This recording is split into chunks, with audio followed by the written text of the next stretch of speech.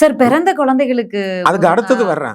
அவசரப்படக்கூடாது. முதல்ல கல்யாணம், அதுக்கப்புறம் தான் குழந்தை. நீ தலையில அதாவது விஜயை பத்தி முதல்ல தமிழ்நாட்டை யாரும் வந்து வளர்ச்சி பாதை கொண்டு வந்து தொழில் தொடங்குறது, வேலை வாய்ப்பு இத பத்தி எல்லாம் யாரும் பத்தி பேச மாட்டாங்க. விஜயை பத்தி பேசுறோம் அப்படின்னா முதல்ல குழந்தைய பத்தி பேசிட்டு அப்புறம் திருமணத்தை பத்தி பேசக்கூடாது.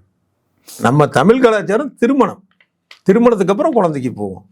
அதாவது தேசிய குடும்ப நல ஆய்வு சென்ட்ரல் கவர்மெண்ட்டுடைய அறிக்கையின்படி தமிழ்நாட்டில் வந்து வருஷத்துக்கு சுமார் 6 லட்சம் கல்யாணம் நடக்குது வருஷத்துக்கு.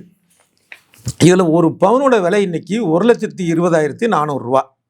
அப்போ இந்த ரெண்டுத்தையும் பெருக்கணும் அப்படின்னா 7,224 கோடி ரூபாய் ஆகுது வருடத்துக்கு. சரியா?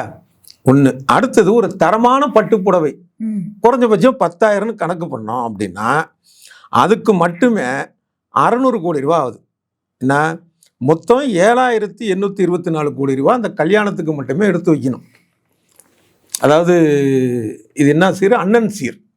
அண்ணன் சீர். இந்த சீர் வந்து அண்ணன் காசுல வரல, மற்ற கவர்மெண்ட்டும் அப்படி தானே பண்றாங்க. அரசுல இருந்து எடுத்து கொடுக்குற மாதிரி இவர் எடுத்து கொடுக்குறேங்கிறாரு.